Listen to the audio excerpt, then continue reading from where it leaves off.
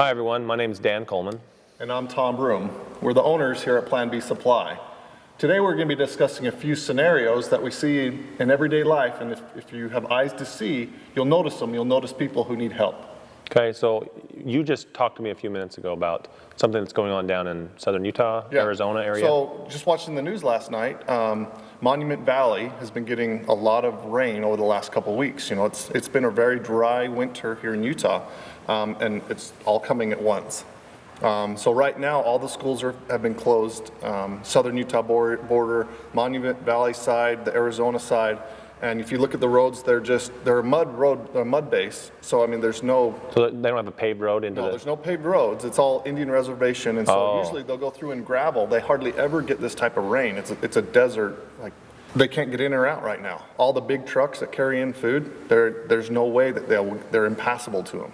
And so even the big dually 4x4 trucks that are pulling up, they're not letting them through just because they won't get through. They'll get stuck in the mud. We were also talking about Las Vegas. A few months ago, we were in Las Vegas. We were actually doing a gun show there.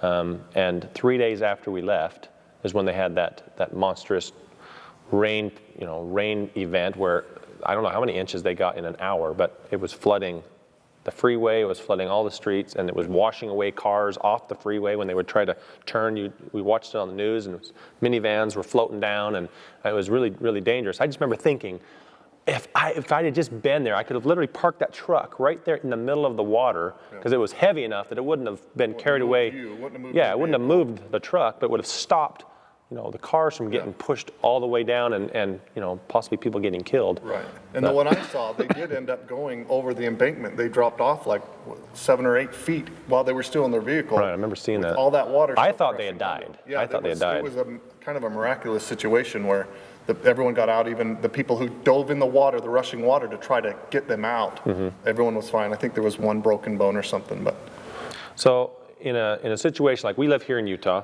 and we have a huge water aquifer basically under the ground, just large amounts of water.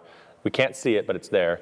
And in an earthquake situation, the valley floor supposedly is supposed to fall several meters, and all that water is going to come gushing up everywhere. Mm-hmm. Now that's not going to go anywhere fast, so we might have some long-standing water. That's always been my main preparation, has been to have a truck that can drive through very deep water, because that's my main threat for here in Utah. Yeah, and that's a perfect scenario for these trucks in the deep water. I mean, here is a paved road. You can see the houses, so you know where the road is, so you can just stay right on that road and you'll be able to drive right through it. You don't have to worry about logs and things like that in the water. But yeah, if that ever happens here, they'll be perfect for that. Right. Well, so you were talking a few months ago, and I really liked your idea of having like a preparedness volunteer convoy system. I mean, so you want to explain a little more about that? Well, basically the convoy system, the thought and idea is to, a lot of times right now we meet the most interesting characters. I mean, you think about the guys who have bought multiple trucks, and their biggest concern is, I want to help people out if it ever happens. If I ever have to help people, I can grab 6 of my neighbors and say, here's 6 trucks, they're fully loaded in stocks, let's go get these supplies to people. Right. We're meeting incredible people. In fact, there's the gentleman that he's, I think that you're referring to, he lives here in Utah as well, but he's purchasing large amounts of bedding and sleeping bags and shoes and boots and everything, because he feels the need to help people in the masses, hundreds of people, and he's already prepared for his own family, and now he just keeps building up for more and more people. Right. Instead of the lone wolf mentality of the individuals who buy our vehicles and go, I'm going to prepare, I'm going to be able to help a few people, it's literally an organization that we take and group these people together in a geographical area and say, right now we would know 2 or 3 people to call, mm-hmm. but not necessarily really close to Monument Valley. Once we have the organization set up, I can call 20 people who are in that area. Phoenix and Blanding, Utah, and Farmington, Colorado. I'd be able to call those people, and then they all of us could come in, respond, drive, get whatever supplies are needed, and get it into that area. Well, I think a great need would be met. Granted, there's not a huge population base down there, but they still have problems and needs. There still would be a great benefit to membership in that type of organization. But you think of Tornado Alley, where they know something's going to happen this year. Every year. It doesn't matter. I mean, and so you literally could take a swath of the country and set up thousands of memberships of individuals who would group together and say, okay, when it comes, we're ready to roll. And then when it happens, we just make phone calls and they go. Mm-hmm. Well, and I like the other aspect that you brought up was, instead of a lot of people trying to get just their own trucks. I mean, it's kind of cumbersome to park these things and to manage it and everything, but you have a family that gets a truck, and it's the truck for the whole family. Right. So when something happens, the family gets together, puts everything in the truck, and they all go together. Or 20, 30 people get 2 or 3 trucks instead of everyone getting a truck. 2 or 3 trucks, and that supports a large amount of people, right. And they can also help each other. You can get different kinds of trucks to suit different needs. Right. Instead of just having one, now you've got 2 or 3 that you can load stuff in for this, for fuel and for food, and this one loads people, and this one loads other things. What I love about the trucks, I mean, today I took my kids to school in this truck, and I dropped it off, and there's a little playground right where you drop them off at. And I heard kids, as soon as my son opened the door and he stepped out, I heard kids yelling his name from across the playground, and they were running up to him. All of a sudden, they all start pounding against the fence, give me a ride, give me, there was like 30 kids just yelling. I mean, they just saw the truck and just was, but can you imagine if you're in a flood zone, if you're in a Katrina, if you're in a hurricane zone where there's a lot of water, or there's a lot of damage, or there's a tornado. You're scared to death. Scared to death, but all of a sudden, here's a truck that that's there to help. And it's driving bumper deep in water, and Right. it's coming to get you. Right. There's a sense of security to that, but it's going to be those little playground kids going, give me a ride. I mean, the family scenario is perfect. How many neighbors, when they have 2 or 3 trucks, maybe between 10 or 20 people, and that one truck can go and get 10, 15 people out and all at a time, yeah. Come back and get more and more and more.